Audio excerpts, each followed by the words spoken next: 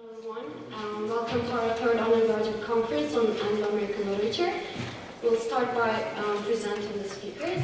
Our first speaker is Monika Manişak. She was born in 1992 and spent most of her lifetime in Istanbul. After completing a year-long foreign exchange program in Portland, Oregon, via AFS intercultural programs in 2009, she graduated from Gastronomy Armenian High School in 2010. Following her graduation, she moved to Izmir for the purpose of majoring in the Department of American Culture and Literature at Edgar University. Her main interests are choral activities, literature, photography, and linguistics. Monika is eager to participate in non-governmental organizations as a volunteer. Moreover, she is interested in taking part in conferences, workshops, and international symposiums that are concerned with fields of culture and literature. And our second speaker is İpek Çakaloz. She was born in Ankara in December 1992. She's been studying English for 15 years. She also speaks some French and German. This is her third year at Bilkent. She's currently studying English language and literature. Her interests are reading literary critiques. She's especially interested in European fiction and novels. And our last speaker is Burak Şenel. He's 20 years old and currently lives in Ankara.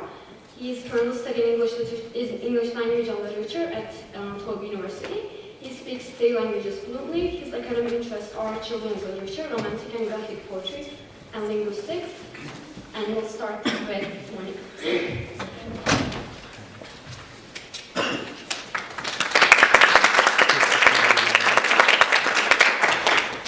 Hello everyone. Thank you for being present today. My paper is entitled The Story of a Remorseless Conscience, aiming to explore the psychological aspects and symbolic motives within the text through which the reader is led to observe the psyche of a madman and the underlying grounds of the notion of madness. I assume most of you are familiar with this piece, however, if the case is otherwise, I invite you to focus on the key points within this study that covers concepts as inebriation, live burial, and madness as a driving force in pursuit of vengeance. First of all, a brief biography of Poe, I believe, will be useful while analyzing his work. Born in 1809, Edgar Allan Poe has led a short, troubled life, confronted by the loss of beloved ones, poverty, and personal hardships. He was born to traveling actors in Boston, a family which fell apart with the abandonment of the father David Poe Jr. that followed the death of Mother Eliza. Orphaned at the age of 3, Poe was adopted by the wealthy Allan family, separated from his 2 siblings. Surely the name Poe brings to mind images of murderers, madmen, premature burials, and bizarre characters. As a sophisticated writer, he has produced hundreds of literary works during his 40-year-old lifetime, contributing with more than 70 poems, 66 stories, 7 collections, various articles, and many incomplete pieces, such as novels and plays. He is widely acknowledged as a dark romantic. A genre emerged as a reaction to transcendentalism, for he assumes their approach as the so-called poetry of the so-called transcendentalists, in his famous philosophy of composition. Reflections of his personal life as well as his inner self are observed in his works, with themes and motives that explore the hidden aspects of human psyche, primarily dealing with death, crime, and mourning. Edgar Allan Poe's Cask of Amontillado deals with a relentless crime that the narrator has committed long ago during an unspecified carnival season. Though Poe leaves the exact setting ambiguous, the initial clues and details point toward a southern location in Europe, probably Italy. Considered to be a means of confession by many of his critics, this elaborate story holds the literary qualities that lead its readers into an exploration through the stages of human nature. Yet, the reason why such a cold-blooded crime took place in the first place remains unanswered due to lack of background information of the murderer and the previous events. Demonstrating a terrific manifesto of a deadly revenge, the author reveals a long-term mystery in his enigmatic work by depicting a sinister character, Montresor, through which the reader is enabled to observe the psyche of a madman, revenge as a sophisticated philosophy, as well as the source of madness related to aristocratic lineage that brings the grand finale where Fortunato, the victim, breathlessly watches himself to his pathetic immurement, brick by brick. Poe's craftsmanship in portraying a murderer-victim relationship should be well examined in order to catch a glimpse of the psyche of a madman by focusing on how Montresor is motivated to commit such a perfectly calculated crime. Principally, the introduction part is essential with the narrator's firm statement. As he claims, a wrong is unredressed when retribution overtakes its redresser. It is equally unredressed when the avenger fails to make himself felt as such to him who has done the wrong. These words signify the dedication of the potential murderer as he clearly vowed revenge. Aspects of Montresor's character assign him as a madman among his critics, as Poe invites the reader to delve into the inner workings of a murderer's mind.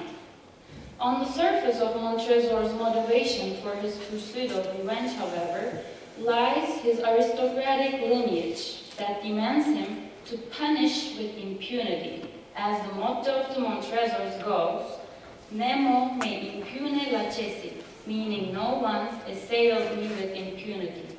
Or in other words, no one can attack me without being punished. In order to grasp where Montresor's motivation is derived from, one should carefully take his family motto and symbols like the coat of arms into account. Regarding his aristocratic background, a sophisticated philosophy dominates the murderer's perception in justifying or solely confessing his never-ending reminiscence. Speaking of madness, on the other hand, Patrick White declares any kind of injury or an insult of almost any degree would warrant retaliation.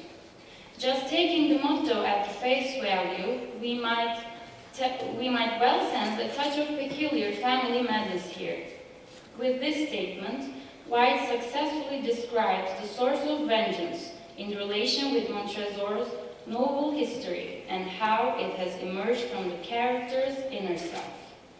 As a matter of fact, this notion of vengeance is an inherited one that eventually turns out to be a 50 years ravage of conscience.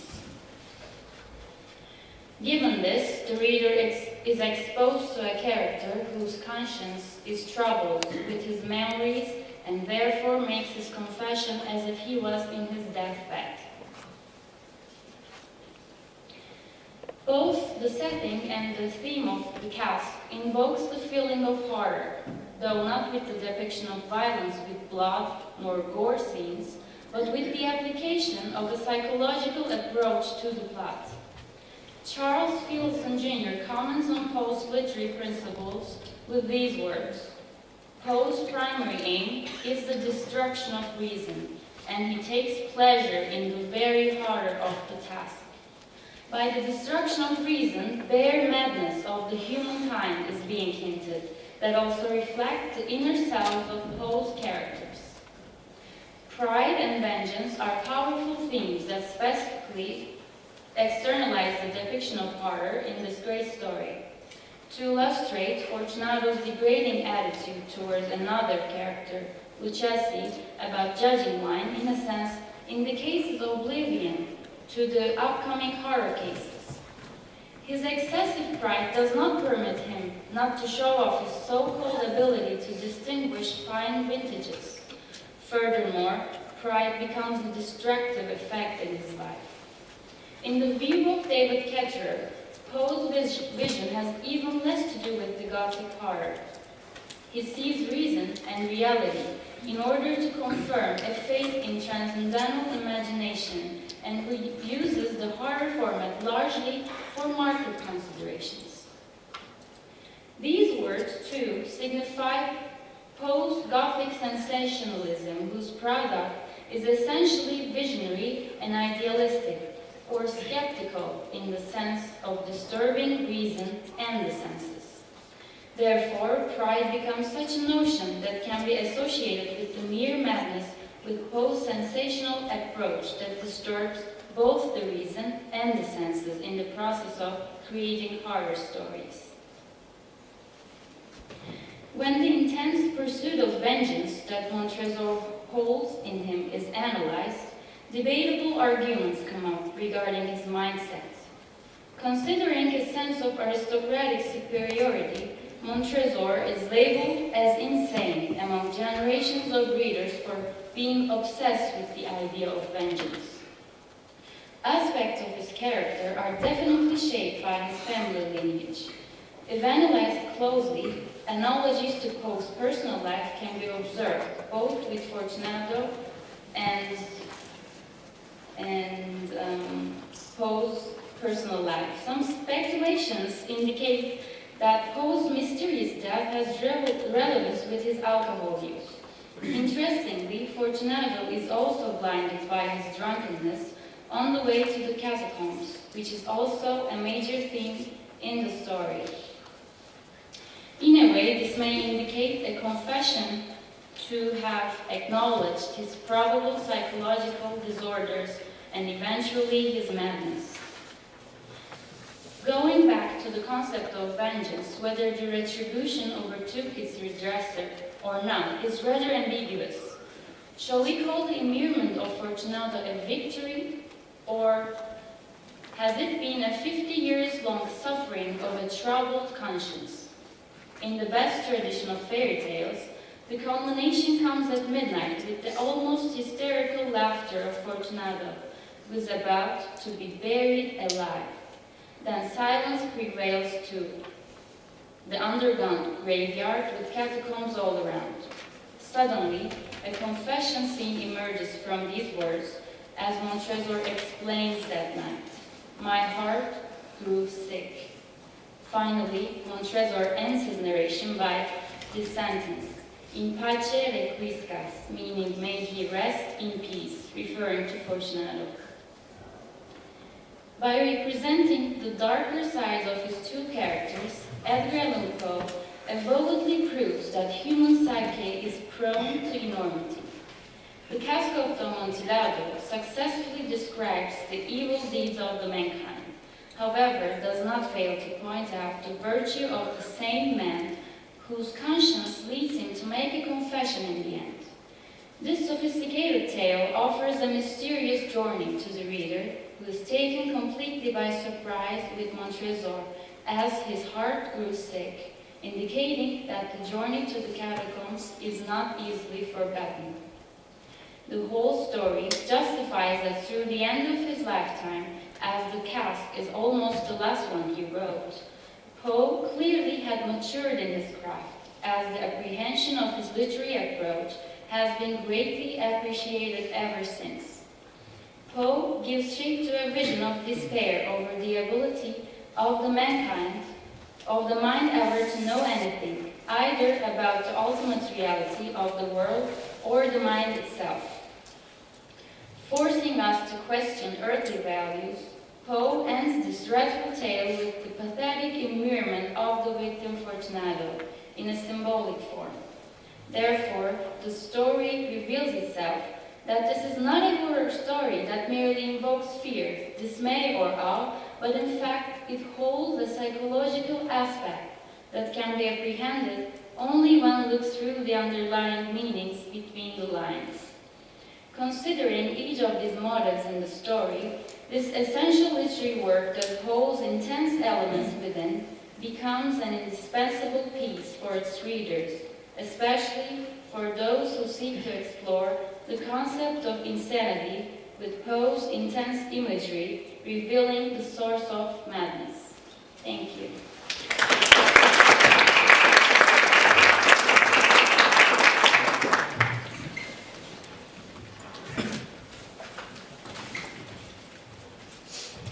Hello everyone,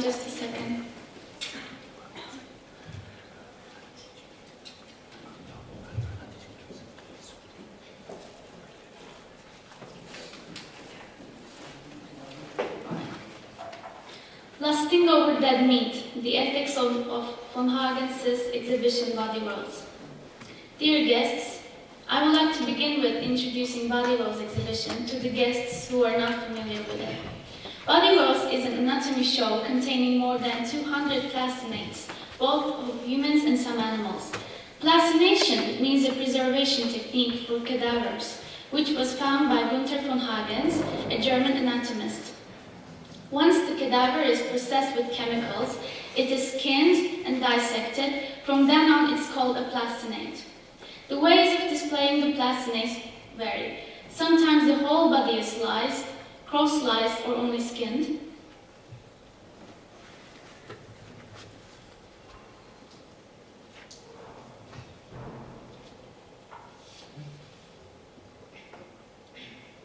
Here you can see a vertical slice of two cadavers. Then its final pose is given, and it is put on the show. Since 1995, more than 36 million people worldwide have visited Günther von Hagens' Body Rolls exhibitions. Body Rolls received public attention in Turkey after the first show in Istanbul. Yet in Turkey, Body Rolls did not receive much public criticism. Therefore, in this paper, I want to raise compelling ethical questions. We see that body rolls have already become an industry.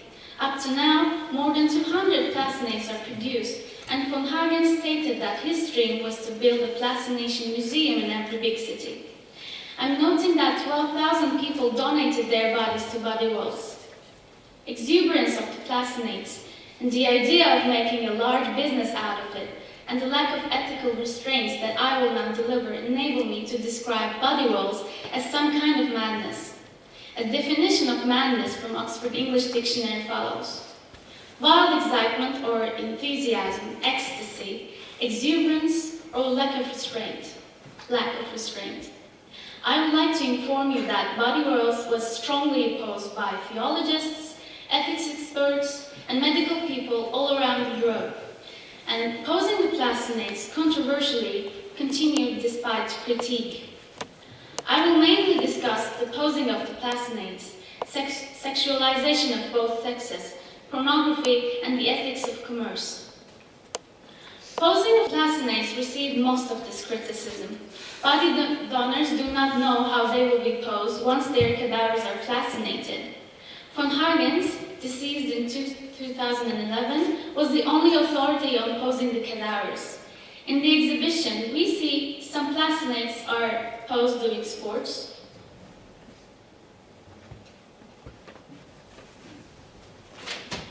However, let me show some more sports pictures.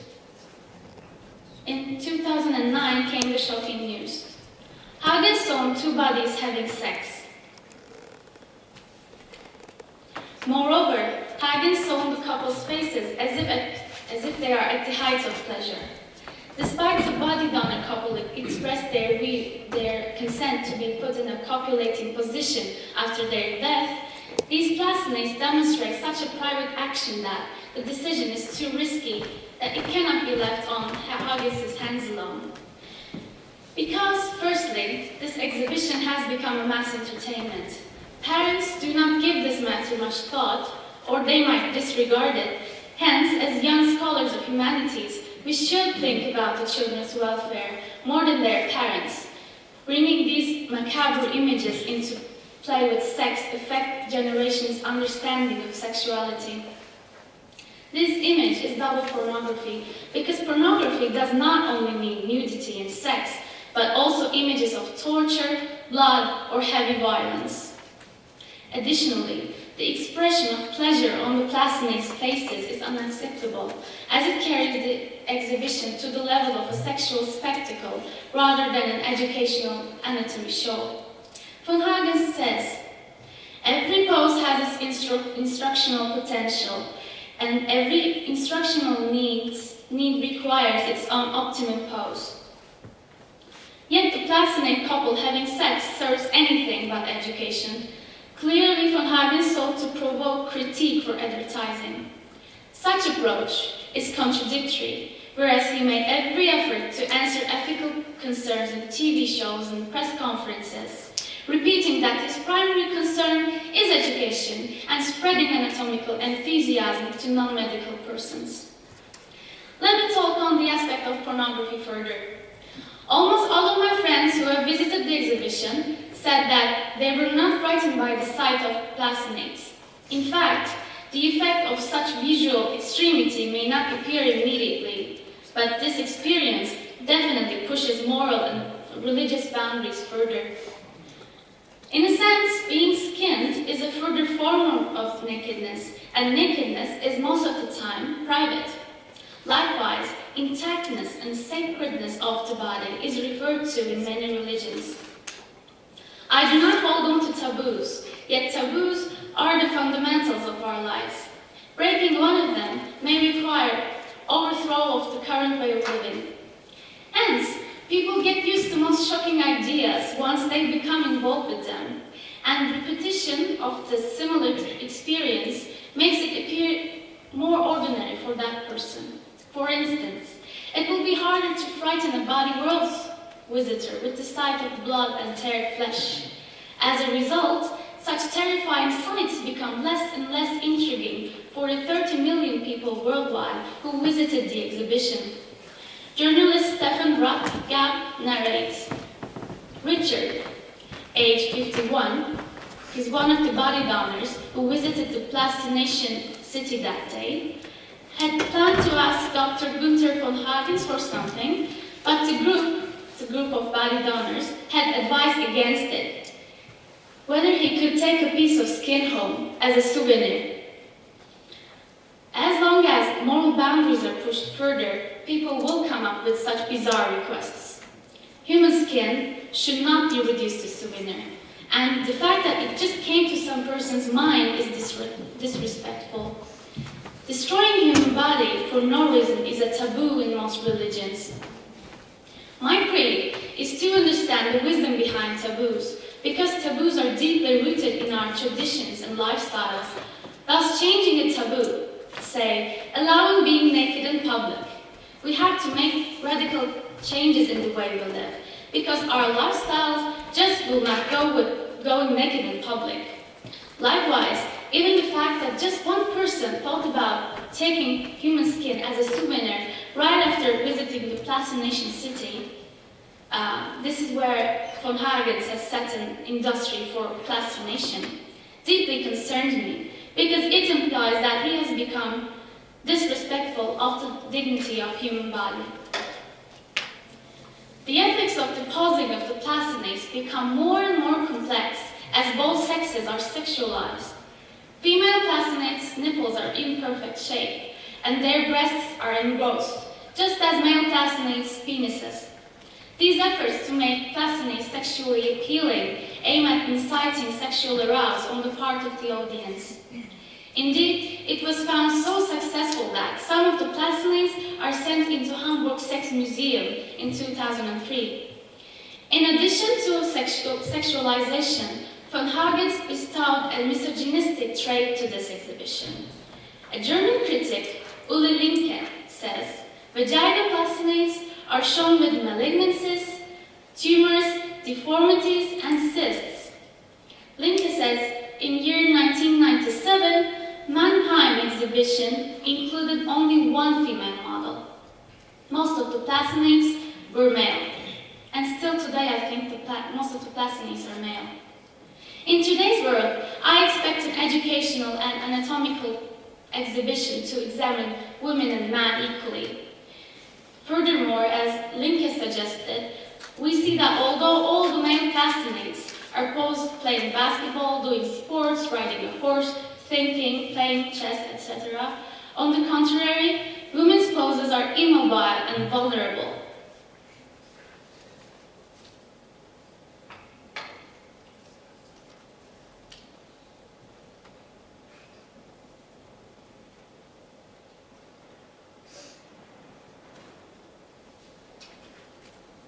A woman plastinate is seen lying with her arm raised, head back. Even in the exhibition at Istanbul and Ankara, which took place last year and the year before that, I believe, The classmates who were involved in bodily exercise and thinking were male classmates. On the other hand, one of the classmates was the highly discussed pregnant classmate, this one, with her hand of a protective gesture. Another example is again a female model with arched back,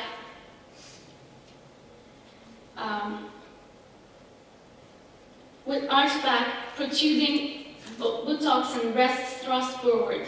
She's further sexualized because she's rendered immobile, thus vulnerable. She's on her knees. Another reaction towards my critique of the exhibition could be that every visitor knows that what they will come across, and they pay for it, and the majority of the visitors may not be heavily disturbed by the sight of the classmates. Yet, I do not think that we are prepared to see such extremity without any psychological preparation. Medical students start working on cadavers on their first or second year at medical school, which means around the age of 18. In the meantime, their professors tell them what they will come across. Plus, they hear about working on cadavers from their colleagues and pass through a process of familiarization. Also, at the moment they work on a cadaver, professors guide the students and they work together in small groups. Keeping in mind that even the young professionals who can psychologically handle the sight of a skinned body around the age of 18, it is unheard in the medical tradition that children are exposed to such disturbing sights. Macabre images may go into children's subconscious and might even affect their personalities as traumas. Considering 30 million people worldwide visited the exhibition, the sociological effect of masses pouring into exhibition halls and seeing about 200 classmates will arise someday. Body rolls push boundaries of commerce. Here in Ankara, the exhibition was shown in a shopping mall. In Hamburg, it was put on display in Hamburg Sex Museum. In Belgium, the exhibition was shown in a cellar, and once it was put on display in a converted slaughterhouse. The mastermind of the exhibition, von Hagens, frequently stressed his educational purposes, yet clinically gaze at these classmates in the places stated is not possible. Up to now, body worlds make immense profit, receiving 140,000 visitors per day at the openings in world capitals like Tokyo. It is time that body worlds start showing respect towards the deceased people that they are making money out of. The exhibition halls should be restricted to natural history and science museums, as it was suggested by the ethics committee who examined the North American body worlds exhibitions. We need to question how far the scientific objections of the exhibition will go beyond mostly universal ethical values. The sacredness of human body and the rest of that are widely respected in many cultures. Animal rights defenders should be called for action, as dead animal parts are degraded to ornaments. Such practice that we do not have in today's culture is constantly promoted by the minds of the exhibition.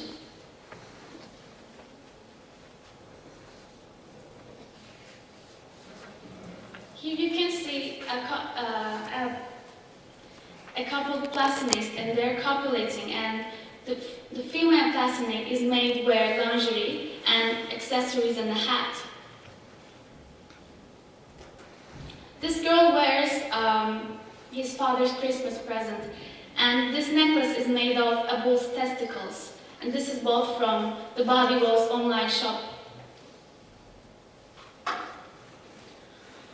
I strongly oppose the degradation of specimens into dark spectacles, and that their sexuality is caricaturized with making the cadavers wear lingerie and the negative representations of women.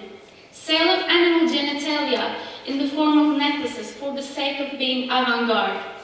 Body Worlds should say its creed. For me, it's a freak show which sells the awe of the unknown and the encounter with death, and an instinctive experience which you can live after buying your souvenir. I would like to remind one of the definitions of madness: exuberance. Exuberance that fascinates, causes the visitors to be so much indifferent towards death that he degrades human skin to a tasteless souvenir. Thank you.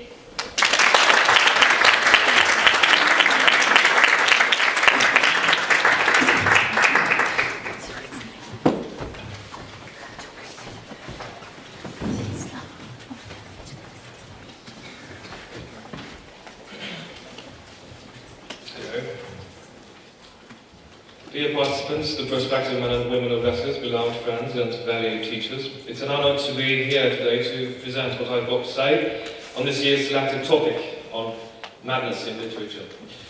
Before starting, I would like to thank my teachers, especially Mrs. Dinchell and Mr. and Mrs. Powell, who shared their enlightening thoughts to help construct this very paper before me right now, and who are present right here. Thank you very much indeed. And I would like to pay my gratitude to the creators of such a great organisation that gather unique ideas of unique people to form a unity, especially Mrs. Pecksham. Yeah, thank you, Miss Pecksham, sorry. Okay. Longing for the Room, Aetiology of Insanity in the works of Edgar and Poe. Poe, arguably one of the profoundest practitioner of horror fiction, utilises many elements to create this world of mystery in his own fashion, including profuse amount of lunatic events, crazy thoughts and intricate characters. Although this is a well-known piece of information, the reason behind it still stands the subject of one elusive question. What makes the characters become demented and do things which they otherwise would not even dare? Longing for the Room, a term particularly used to define the subconscious desire to return to the uterus and unite with the mother again, is one plausible answer. Accordingly, Freud gives us a detailed reasoning of the phenomena in his The Uncanny, which may provide us with a better viewpoint. It often happens that male patients declare that they feel there is something uncanny about the female genital organs. This unheimlich, not homely, place, however, is the entrance to the former Heim, home, of all human beings, to the place where everyone dwelt once upon a time and in the beginning.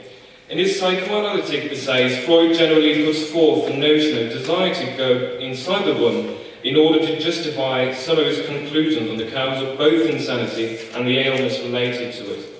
As a result, what proves to be the absolute originator of the baseless and gruesome killings in Poe's works, and what is defined by Poe, share the same person as the central figure.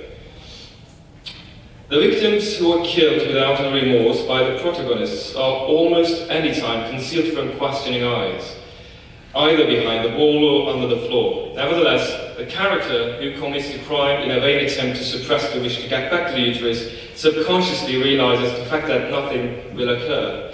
Thus, the more mature and sane part of their brain interferes and declares the crime out loud, divulging the hiding place of the corpse. Through the selected stories of Poe, a dramatic change in the characteristics of the narrators is plainly discerned, a change which, in relation to insanity, leads the characters to lose mind and return to infancy, which is the last destination until the uterus. As a consequence, they abruptly act like infants. No longer do they require any mature thinking over their deeds, which indeed give way to a dilemma in their soul, where they mature an infant self to the world and clash over their conducts. The Telltale Hearts narrator unknowingly describes the internal crisis as follows, quote, "It's impossible to say how first the idea entered my brain, but once conceived, it haunted me day and night." So you can't see the mental clash over the conducts. Likewise, Freud's findings related to the infancy coincide with the attitudes of the narrators created by Poe. Quote, "This fear of damaging or losing one's eyes is a terrible fear of childhood." With Freud's words in mind, let us take a glance at the writings of Poe's characters. "I took from my waistcoat pocket a penknife and deliberately cut one of its eyes from the socket." And yet another quotation from Poe, "I think it's his eye. Yes, it was this. I made up my mind to take the life of the old man and thus rid myself of the I forever. As can be perceived with no doubt, the character intuitively prepare themselves with infantile thoughts to make their way to the womb. Longing for the womb, the telltale heart. It's not unwise to state that virtually most of Poe's written works have the theme of live burial. The telltale heart stands no exception. The narrator, whose background is left unknown to the readers, cold-bloodedly attempts to narrate how and why he has slain the innocent old man. In this case, the process leads way to the infantile behaviour in the anonymous protagonist of the telltale heart. At the beginning, the narrator introduced the story with the following words and endeavours to convince us into having credit in sanity. True, nervous, very, very dreadfully nervous I have been and am, but why will you say that I'm mad? Hearken and observe how calmly I can tell you the old story. Not only are these lines a man's struggles over legitimising his good judgments, but his own childish self in a effort to see himself accepted by the world of adults as well. And on this path of individualisation, he feels the necessity for being socially accepted, which produces the very quotation above. Apart from these, we should draw attention to his sense of hearing acute and heretofore findings, which reveal the interconnection between infancy and acuteness of senses. Quote, the infantile element in this, which also holds sway in the minds of neurotics, is the over-accentuation of physical reality. He proceeds to transform the killing, the narrator proceeds to transform the killing into a child's play. Night after night, for about a week, he frequents the elderly man's chamber. He tells us of how diverting it is. To think that there I was, I fairly chuckled at the idea, he says. Consequently, he envisions his prey as a toy rather than a victim with humane sentiments. From these lines, one may conclude that the character in his own entity begin to feel the pressure of the idea returning to the womb with a lot more intensity. By finally taking the life of the old man, the protagonist assumes that he will accomplish his mission to the womb, yet what will occur will also prove him wrong. Patrick F. Quinn, in his French Face of Edgar Poe, argues that the criminal sought his own death in that of his victim, and that he had in effect become the man who now lies dead, he says. We should, nonetheless, add that the idea of death Quinn talks about is also a link to the final destination, the uterus. Hence, in committing the murder, the character inwardly means to unite with his mother by treating the death of the aged man as an opening gate to the womb. It is noticeable that suddenly he becomes more contented and more self-confident after the murder. I went down to open it with a light heart, for what had I now to fear, he says. So far, we have caught sight of an immediate alteration of man's manners triggered by the acuteness of senses, the mental instability between the infant and mature selves, and the relief which, by killing the victim, has provided the character with a feeling of security similar to that of a baby in their mother's womb. Being sure that everything has remained in their former form, the character feels empty and insecure again, away from the desired womb. Later, with an alarming realization, the protagonist loses contact with what is dreamt of and starts to be gradually crushed under what is real in his lunatic mind. Oh God, what could I do? I foamed, I raved, I swore, he says. Despite all the strife, however, his goal once thought accomplished will fail, leading him to be stuck in the wild world which does not let him embrace the warmth of his mother. At the end, the character has but one choice, to confess the crime. Villains, I shrieked, dissemble no more. I admit the deed. Tear up the planks, here, here. It's the beating of his hideous heart. Longing for the womb of the black cat. Poe's The Black Cat incontestably displays much resemblance to his The Telltale Heart. In The Black Cat too, it's not too arduous to locate the mad character. With a feeling of being interpolated into such a disastrous world, absent his mother's warmth, the protagonist becomes demented and his longing for the womb emerges from every word he has penned. First and foremost, the persona introduces his experience with the sentences, which afford to substantiate his good sense in a carefree way. Quote, For the most wild yet most homely narrative which I am about to pen, I neither accept nor solicit belief, yet med am I not, and very surely do I not dream. What actually emanates from the genuine opening of the story are the denials of a man who, like the one in the Telltale Heart, childishly attempts to obscure the reality. The protagonist is in a perplexing state, which artist conducts and treads a stage where he lived a usual happy life with his loving spouse and a tenderness of heart. This swift change in the character's nature is deeply linked with his childhood memoirs. He owns a need way to behave in complete contrast to how he did in his earlier age, for one would have to change direction, that is, to choose the opposite path, if they desire to go back to where they originated from, which in this case is the uterus. Consequently, not only does he treat his once loved animals in a way that all of them would get frightened whenever their owner approached them, but also becomes so red-blooded and sadistic at the same time that he axes his wife to death without a second thought. For the aforementioned reasons, he displays an appetite to kill the cat Pluto, with which he has no problem, and which he defines as his favourite pet and playmate, and considers the termination of the cat as a means of evasion. In his post, The Black Cat as Psychobiography, Ed Piacentino argues that while the narrator and his wife own a number of domestic animals, Pluto, the cat, is the narrator's favourite, giving him the pleasure and friendship he could not find in his childhood. Again. I'll skip some parts. So again, we see a relief after the murder of the cat. My original soul seemed at once to take its flight from my body. I took from my, as far as we could infer from what the narrator tells us of, his soul seems to be zealous to emigrate from his physical body. Hence it stands an eminent expression of the subconscious of the persona. We should also take notice of the accentuation of the I, similar to the Telltale Heart, and recollect Freud's deductions on this subject. The character experiences much cogitation over how he has changed until at last he fulfills this most barbarous of tasks. Piacentino touched the similitude between the murder of the cat and the childhood. While many of the critics of The Black Cat prefer to see this murder as premeditated, I interpret the act as the culmination of deep-seated and suppressed anxieties that are contained in how the narrator retrospectively presents his childhood. Again, another key word. By presenting his childhood in between the lines, his longing for the woman becomes more apparent. The narrator proceeds to unintentionally hit his wife and then eventually kills her.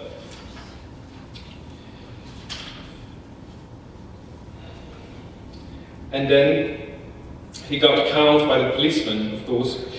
This is the final stage, let me remind you, before the persona conceals the body in a place which resembles the uterus very much in that it is dark, warm, and it has no interference from the outside world. The stage can be seen through one of the character's monologues. I made no doubt that I could readily displace the bricks at this point, insert the corpse, and wall the whole up, as before.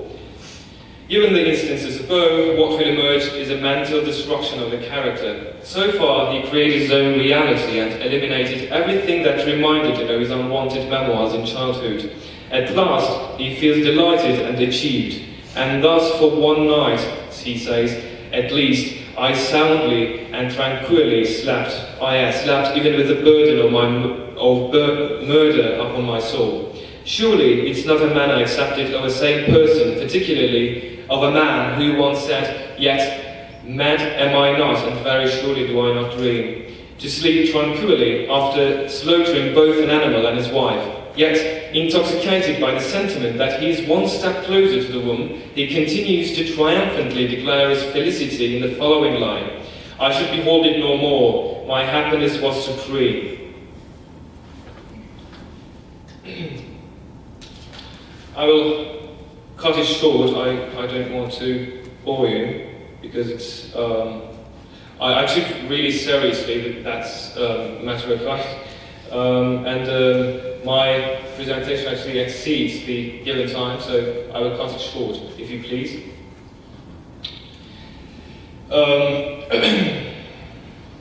Okay, So he sees the policeman off in complete tranquility, and at some point attempts to draw attention to the walls in which the corpse is buried by uttering that, I may say, an excellently well-constructed house. These walls, are you going, gentlemen? These walls are solidly put together. The very attempt to spoil everything he has won is highly pertaining to his spoiled journeys to the room. As conclusion,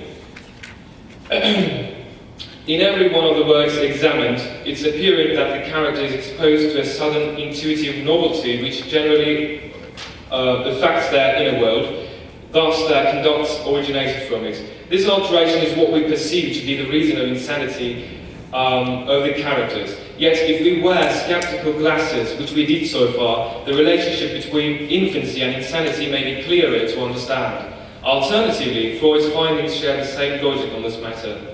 Subsequent to the desire to reunite with the mother, the infantile behaviours and everything that reminded the characters of their childhood find consisting grounds to emerge. This, of course, compels the characters to do what they normally would not even think about. It's inevitable to witness the very clash of selves many times, as in the confessions of the personas in the works. In The Telltale Heart, the anonymous narrator mirrors the clash as follows. It is impossible to say how first the idea entered my brain, but once conceived it haunted me day and night. Similarly, the protagonist of The Black Cat argues that he was an animal lover, yet an abrupt change introduced him with a mood where he cannot help loathing the animals. While craving to answer their longing for the womb, which is mentioned as the final destination before, the characters are inclined to gather their infantile memories and shape their environments in accordance. They heed to the supposed call from the uterus and begin to take their flight from reality, which we identify as madness. Within their reality, of course, killing their loved, if not liked victims can be seen as a ritual of opening a gate between the mother and the character. After the murder, the characters almost any time conceal the corpse inside a hiding place, which shows a perfect resemblance to the womb since they are as dark and secure. The peace that comes with the killing provides the character with the comfort of achieving themselves for a short period of time before they have to get in touch with the living. Therefore, considering everything they have done is futile, they tend to either spoil their plans by declaring the crime out loud, or to let it be spoiled by dangerously implying that they have sinned. Hence, the period between when the longing is intrigued and when it is spoiled stands as a means to reveal and illustrate the insanity of the characters, which is actually the only period Poe lets us see and read. In conclusion, the reason behind the madness of the characters in Poe's works is seen to be notably connected to the longing for the womb, which causes them to aim at devising ways that lead to the uterus. And on this path of both psychological and physical agony for the persona and those around it, they conduct childish behaviours to realise their plans that reach their peak by killing a person, preferably a loved one, and are later spoiled by the awareness that nothing novel will occur. Thank you very much.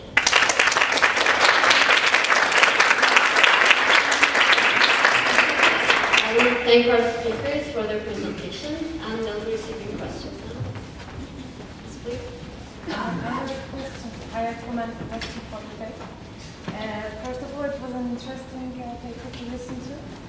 But what do you think? What is the aim of Hagens then? I mean, don't you think it's nice that it challenges you in a way that it makes you think in a way that you normally wouldn't think?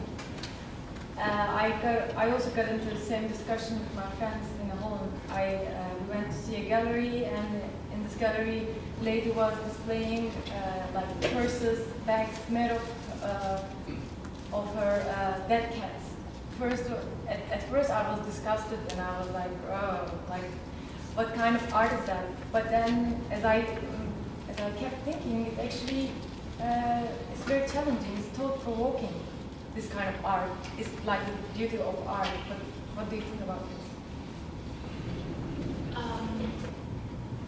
He says one of his aims is to show how perfect our body is designed. I totally agree with that idea. I appreciate human body, but as I think you recognize, I touched upon the ethical questions. Overall, yeah, I mean, he has set a milestone for anatomy, but still, there are the as long as these questions are not solved, I'm not for body roles.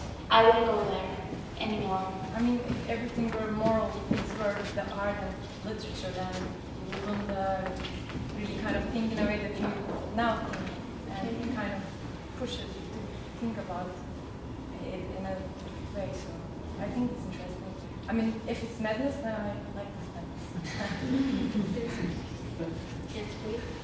I'd like to ask İpek a similar question. I think the interesting thing about your presentation is it actually tells us more about your conception of a difference between madness and sanity than about the exhibition itself.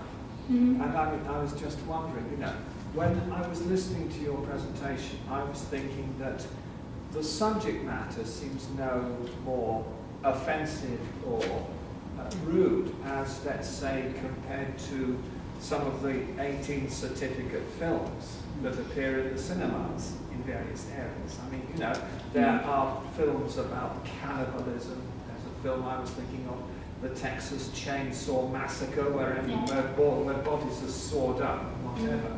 And those kind of movies do attract a certain audience. And I don't quite get, for example, why you think that an exhibition which has global appeal but which deals with similar subject matter should be considered as something different, let's say, as opposed to movies with explicit or violent content. As I've said, I feel disturbed because this exhibition has moved from an anatomical exhibition to a sexual, darkly disturbing spectacle, and especially spectacle. I find that very intriguing because, you know, people take their children to body rolls for Saturday activity. I think we should be more critical of what show are we going to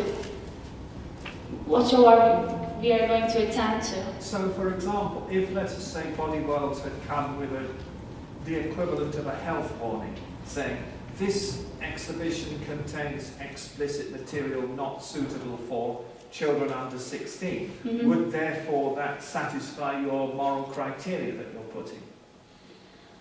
Not fully, because you see, I'm also against Body Roll's online show. And I'm also against sexualization of both sexes. Why do we have to watch cadavers with their penises engrossed and their breasts engrossed? I don't see its point. And it seriously strays from education, I think. Did I answer your question? I think it's fair to give other people comments. So. Any other questions? Well, I would like to ask a question to the 10 speakers. In your presentation, you said pornography is not only nudity or sex, but also violence. Yes. I would like to ask, where does this violence derive from, or who produces it, who triggers it, or what triggers it? Skinning of human body.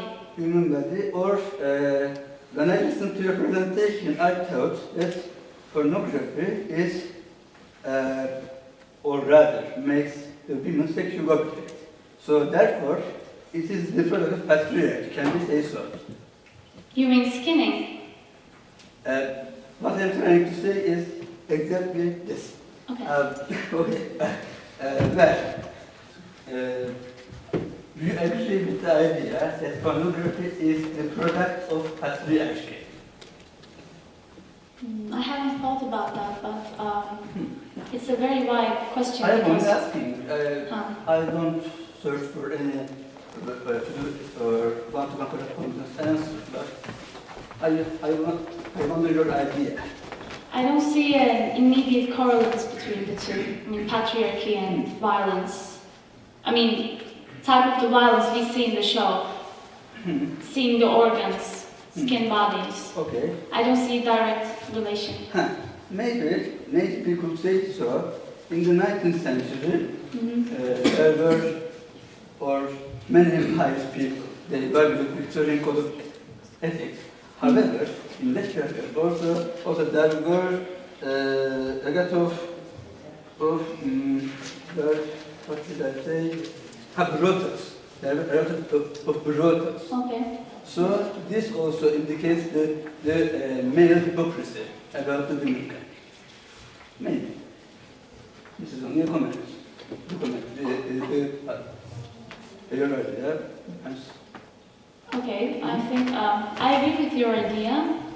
Brothels are products of patriarchy, yes, and it still continues, yes. Yes, so in that sense, maybe pornography is also a product of patriarchy, maybe.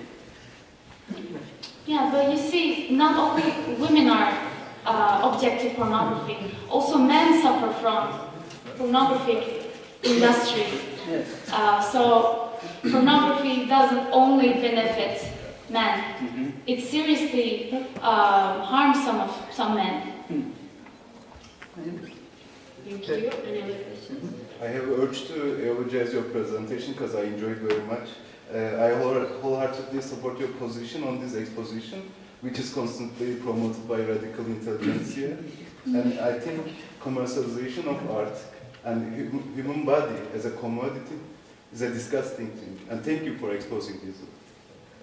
Thank you for your appreciation. Any other questions? Yes. I just wanted to ask something. When these people volunteer to give their voice for the exhibition, do they get to choose what kind of position they will be shown in? For example, like the pregnant woman with her hand behind her back, or people having sex. Do they get to choose, or is it up to the man? There is a book which I've primarily based my argument on. It's written by Hagens' wife, and on some point she says that the only authority on causing the placenase is Dr. Hagens, but at another point it says that the copulating couple had consent to be posed that way. So, but in other sources too, it was stated that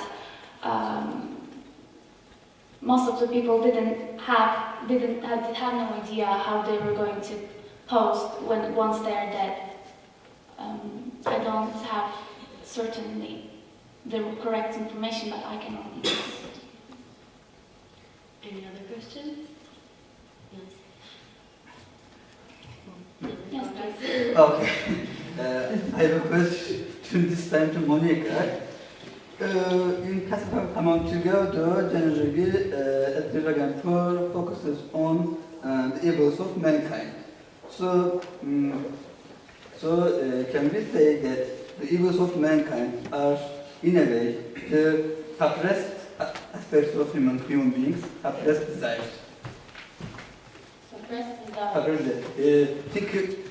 Think about it in Freudian terms first. Think about it in terms of Freud. Well, what can you say? Evils of mankind, so suppressed desires. I think the story holds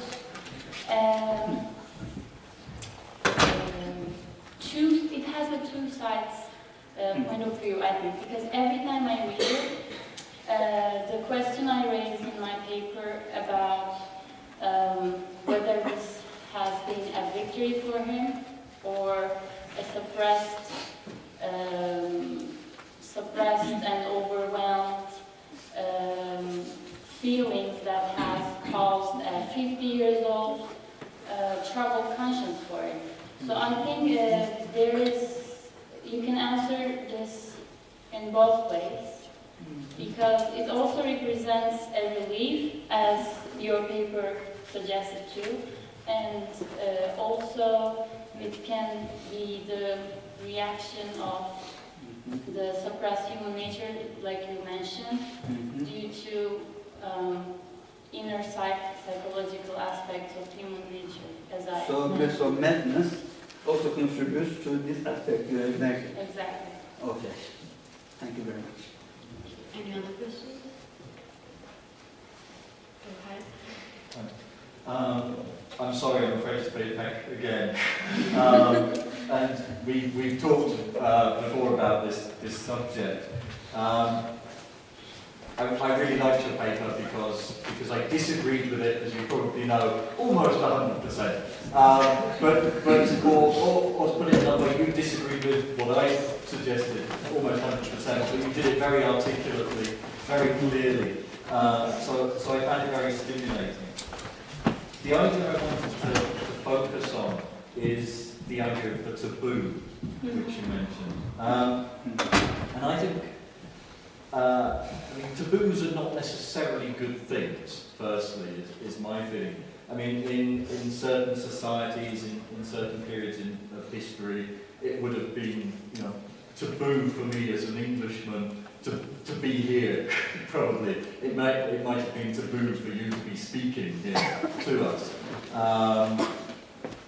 And we can think of lots of other taboos we may not feel too happy with.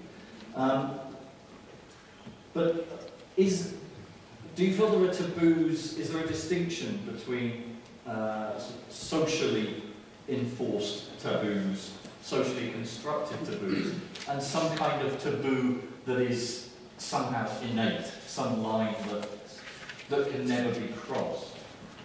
Because that was what I was getting from you, that these are somehow innate, natural taboos, particularly around sexuality. And I think that's where I feel most sort of uncomfortable with that idea. Okay.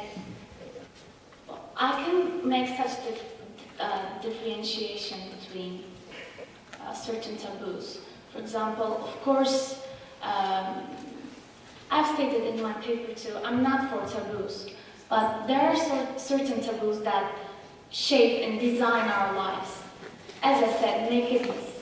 If we abolish nakedness as a taboo right now, we have to change our workplaces, we have to change transportation and everything related to social lives.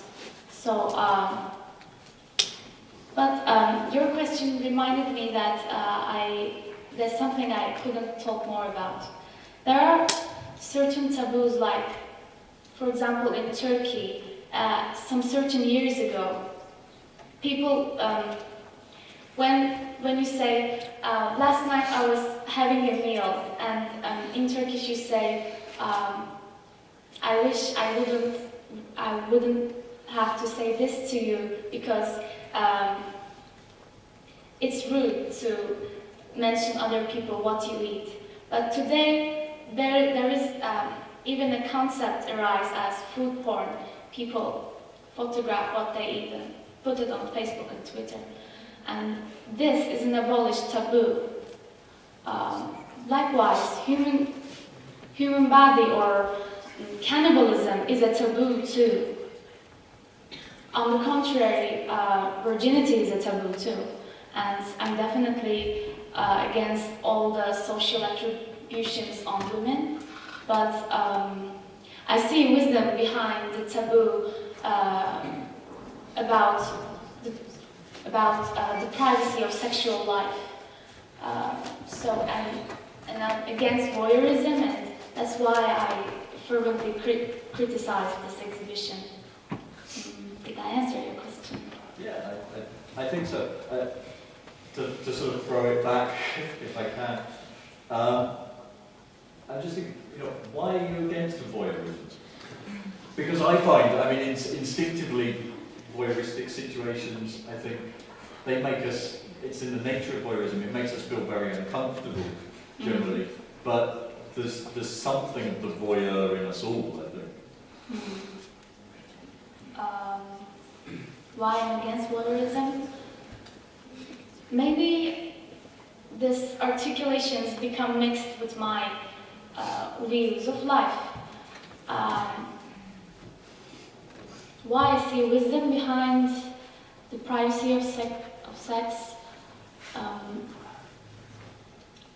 I want to hold on to values, and if we abolish these values, I cannot imagine a world like that. I think some restraints, some good restraints, are vital for a healthy life. Because, just a moment, because some taboos, some restraints, in my opinion, are good. They set you right, they keep you on track. So in a sense, it helps you not to be marginalized and go on your way with life. We'll have one last question. I think it is not possible to talk about absence of taboos. We are living in a world of reverse taboos. And I believe being voyeur, well, it's not a taboo, it's a reverse taboo. Well, I think it's perfectly reasonable to state that a taboo that quite existed in one place is quite non-existent in the other. In your point of view, I think nudity is no longer a taboo in many parts of Europe. There are nude beaches. The abolishment of the taboo of nudity doesn't necessarily mean people will walk around naked. That is not only unreasonable, it's also unpractical. It's really cold. On the other hand, we have nude beaches throughout nudity. And women breastfeeding in the street no longer disturbs us to look at. At least that's what Europeans think. Can I just ask what this has to do with the topic of madness? Can I ask how we can relate this to the topic of the conference, which is to do with madness, please? Well, it's related to my paper.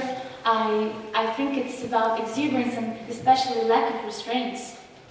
And restraint is a taboo in a sense. What's that got to do with madness? It's a definition given in the Oxford English Dictionary. A taboo is madness, is that what you're saying? No, I mean lack of restraints. Okay. I think we're out of time. Well, I have one last question. I was going to answer it. We don't just very briefly. I'm sorry. You see, taboos, abolishment of nudity brings us back to archaic times because getting dressed is one of the requirements of civilization. I don't say it's a good thing, I don't say it's a bad thing, but it's there. I'm not saying abolishment of the taboo of nudity it means that people will walk around naked. That is unreasonable. No one would think about abolishing nudity like that. I think in Europe, nudity is no longer taboo, for example. That doesn't mean Europeans are walking around butt-ass naked. Yeah, I see, but my experiences wasn't that way in Europe. And people are still assaulting women who are half naked in the beaches and everywhere. So. In Europe? Yes, in Europe. I cannot answer to your question. I disagree with you. Sorry. I think we don't have time. Can we? There was a last question. In the name of the panel, part of it is a healthy intellect. And I think that in a society that promotes a healthy intellect, taboos will exist, but they'll be discussed. They won't be enforced. And I think that the way that you said that taboos should exist in certain ways, that really doesn't suggest to me a healthy intellect. That's telling me what to think instead of how to think. As a healthy intellect, I want to be able to think for myself, not to be told what is allowed and what is not allowed. Well, I examined the theme taboo as only for the intactness of human body and nudity. So I'm not for all the taboos out there. No, I'm not attacking your talk. I'm just the idea of the healthy intellect, that taboos should be something that are allowed to exist, but also allowed to be discussed. And yes. I don't think that that was necessarily put through in the presentation. Yeah, I definitely 100% agree with you, and that would be a very healthy society. Well, thank you for coming. I hope to see you in our next session.